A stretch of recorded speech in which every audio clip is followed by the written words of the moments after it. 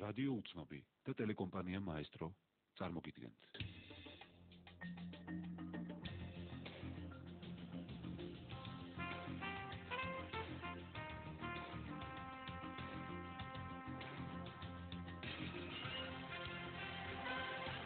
Media პროექტი უცნობი კავკასია. მოგესალმებით რადიო უცნობი და ტელეკომპანია მაესტრო წარმოგიდგენთ ერთობლივ პროექტს უცნობი კავკასია ყოველ სამუშაო დღეს. დღის მთავარი თემით ზუსტად ცხის ნახევარზე ჩვენ ვართ პირდაპირ ეთერში. სტუდიაში ნათია გამცემლიძე მუშაობს. მე მიმართავ მთელს საქართველოს, მიმართავ ყველას გაჭირვებულ ადამიანს, იძულებულ გადაადგილებულ პირებს, სოფლის მეურნეებს, მეწარმეებს, ბიზნესმენებს, ჯარისკაცებს, პოლიციელებს, ექიმებს, მასწავლებლებს.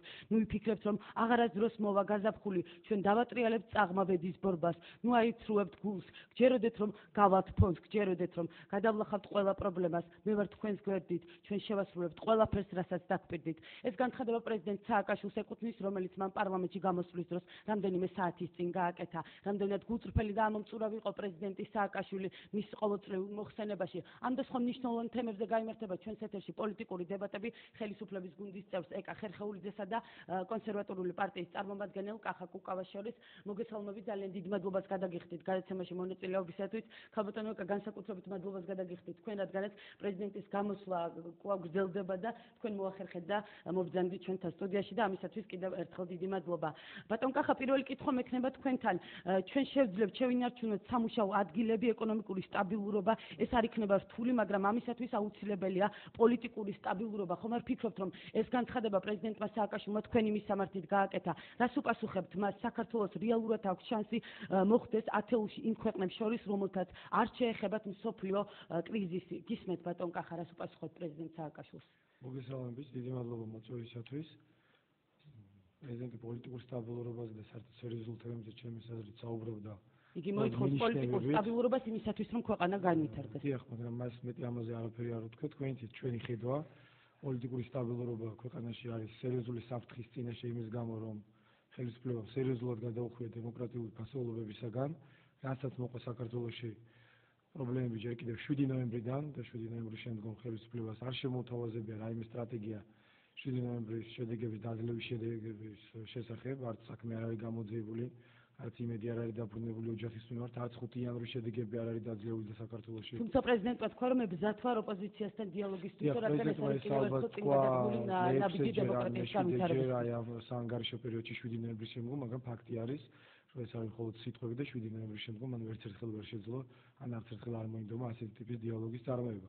ანუ მთავარი პრობლემა ჩვენი ხედვა პრეზიდენტისას არ ემთხვევა სწორედ იმ ნაწილში, რომ ჩვენ მიგვაჩნია, რომ სტაბილურობა უნდა მიიღწეს არა დემოკრატიული უფლებების შეზღუდვის გზით, არა პოლიციური რეჟიმის დამყარებით, არა მერაბიშვილი ადეიშვილის ტანდემის კიდევ უფრო გაძლიერებით, არამედ საქართველოში ნამდვილი სტაბილურობა, პოლიტიკური სტაბილურობა მიიღწევა დემოკრატიული ფასეულობების დამკვიდრებით, როდესაც არჩევნები იქნება თავისუფალი, როდესაც მედია იქნება თავისუფალი, როდესაც მშვიდობიან მანიფესტაციებს არ დაარბევენ კანონიერი და უკანონო ფორმირებები, როდესაც პოლიტიკურ ოპონენტებს არ გაიტაცებენ ტყეში, არცევენ, ან თუ გაიტაცებენ, ყოველ შემთხვევაში საქმეები იქნება გამოძიებული.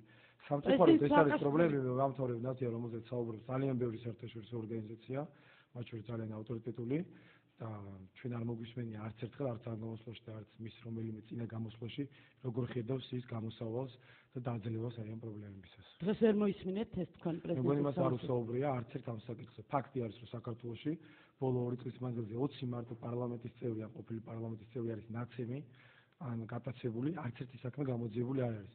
ერთულად წარმომიდგენია დემოკრატიული სტაბილურობის მიღწევა იმ პირობებში, როდესაც ქვეყნის წამყვან პოლიტიკოსებს ცემენ, არჩევნებს აღალპებენ, ტელეკომპანიებს ლეწავენ და არც ერთი ეს საქმე გამოძიებული არ არის. კი ბატონო, გასაგებია. ქალბატონო ეკა, რა არის საჭირო, რას მოითხოვდა პრეზიდენტი, როდესაც პოლიტიკურ სტაბილურობაზე საუბრობდა და თუ შეიძლება თქვენი კომენტარი რამდენად ამომწურავი და სამართლიანი იყო დღეს პრეზიდენტი მის მოხსენებაში? მოგესალმებით. თავიდან როდესაც თქვენ გადაცემს არის გააკეთეთ, ხაზგასმით აღნიშნეთ, რომ რამდენად გულწრფელი იყო პრეზიდენტი. ეს მე ვფიქრობ არ არის საინტერესო საზოგადოების ვინაიდან საზოგადოება თავად უსმინა პრეზიდენტს, ის გამოიტანს დასკვნას, რამდენად გულწრფელი გახდა პრეზიდენტი, მაგრამ მე თქვენი პოზიცია თამთა კითხვის საინტერესოა. ჩემი პოზიცია ნაკლებად საინტერესოა, იმიტომ რომ მე როდესაც არ შეპარვია ეჭვი პრეზიდენტის გულწრფელობაში, ვინაიდან ბატონ კახა შეპარება. ამიტომ გავსხვავდებით მე და ბატონ კახა ერთმანეთისგან და პოზიციებისგან. პრეზუმებრივიც არის.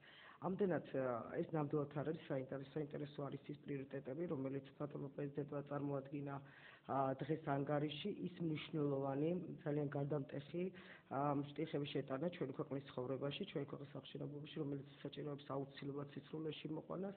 მე ყველაზე მნიშვნელოვანად მაინც მენიშნა ის ფაქტი, როდესაც ჩვენ საუბრობთ გარკვეული ფენების დაზღვევაზე, არის ყოველთვის გაუგებრობა ადამიანების პრეტენზია ხშირად გვესმის იმასთან დაკავშირებით, თუნდაც ჩემთან მოსული მოქალაქეების მხრიდან, რომ ისინი ვერ ხვდებიან ხოლმე ამ კატეგორიაში. ანუ სიღარიბის ზღვარს მიღმა ადამიანების გარდა არიან ასევე სოციალურად დაუცველი ის ადამიანები, რომლებიც ვერ ღებულობენ და ვერ სარგებლობენ იმ პაკეტით, რომელიც მათ დაუდგინა და განუსაზღვრა. კი ბატონო, ამის შესახებ პრეზიდენტმა ისაუბრა, არსებობს ძვირიანი დაზღვევა და არსებობს უფასო დაზღვევა.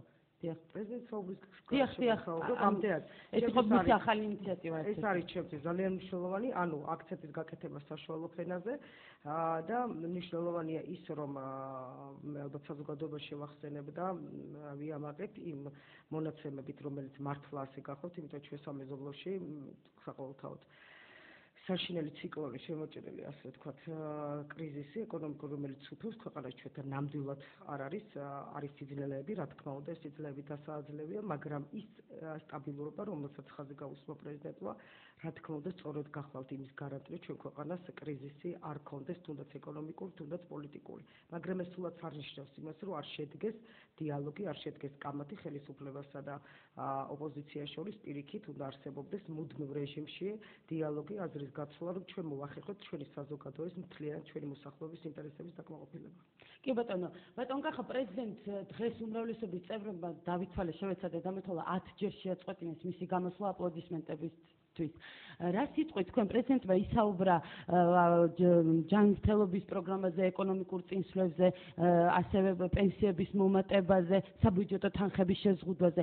ეს არ არის იმისათვის საჭირო, ეს ყველაფერი, რადგან პრეზიდენტმა, რადგან ამ ყველაფერზე პრეზიდენტმა ისაუბრა, ეს ხომ შეუწყობს ხელს ქვეყნის განვითარებას. პრეზიდენტმა საკმაოდ პუნქტობრივად ისაუბრა ამ ყველაფრის შესახებ. არ ფიქრობთ ბატონ კახა ესა? რიგში უნდა გავყოთ ერთმანეთისაგან, თქვენ როცა ტაშებზე საუბრობთ, პრეზიდენტის გამოსვლის სტილი და პრეზიდენტის გამოსვლის შინაარსი და პრიორიტეტები.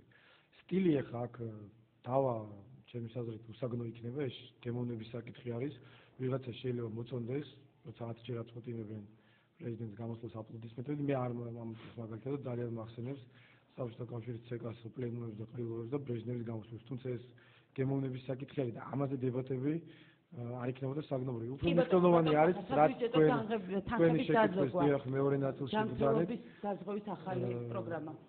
თვითონ მაგ ნაწილზეც ვისაუბროთ. რადგან ხაბატონმა ეკამა. დიახ, რამდენად ეს საკითხები არის პრიორიტეტული და რამდენად ეს საკითხები არის რეალური. მე პირადად მგონია, რომ როცა პრეზიდენტი დღეს საუბრობს წეროვანის რეზიდენციის და კიდევ მეორე რეზიდენციის გაყიდვაზე, ეს არ არის ადეკვატური პასუხი იმაზე, როდესაც 5 წელია ერთ-ერთი არასამთავრობო ორგანიზაცია, ერთ-ერთი საპარლამენტო ფრაქცია, პოლიტიკური პარტია ვერ მიაღწია იმას ვერავინ, რომ გავიგოთ რა ჯდება პრეზიდენტის რეზიდენცია. მე სხვადასხვა ანგარიშებში წამიკითხია რაღაც ასტრონომიული ციფრებით, მათ შორის 400 მილიარდი ლარი, რეალურად ეს არავინ არ იცის. ამიტომ ამ ფონზე ძალიან მოკლედ დავამთავრებ ალბათ ნიკა უპასუხებს.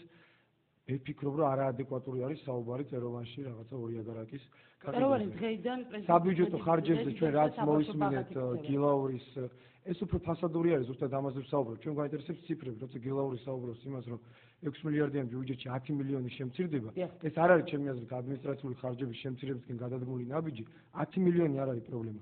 პრობლემა არის პრეზიდენტის 9 მილიარდიანი რეზიდენცია. რამდენად დაგვიწყდა საქართველოს შესაძლებლობა, რომ საქართველოს პრეზიდენტმა აიშენოს უფრო დიდი რეზიდენცია, ვიდრე არის თეთრი სახლი ან რომელიმე დასავლელი ლიდერის კი ბატონო. რა ხდება ქალბატონო ეკა თუ გაქვთ თქვენ ამის შესახებ ინფორმაცია? გარდა საქართველოს მოსახლეობისა, ასევე საერთაშორისო ორგანიზაციები ატარებენ მუდმივ მონიტორინგს ამ თემასთან დაკავშირებით. ხარჯვითი ნაწილი არ გახლავთ დაფარული.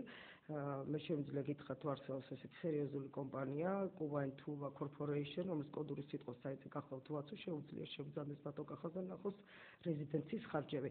რაც შეეხება იმას, რომ თუნდაც თქვენს მიერ წამოჭრილ პრეტენზიას ხდება თუ არა, თქვათ ბატონ კახას ქონა გულისწყრობების დაკავშირებით, რომ 6 ჯერ განაცხადა პრეზიდენტმა და უარი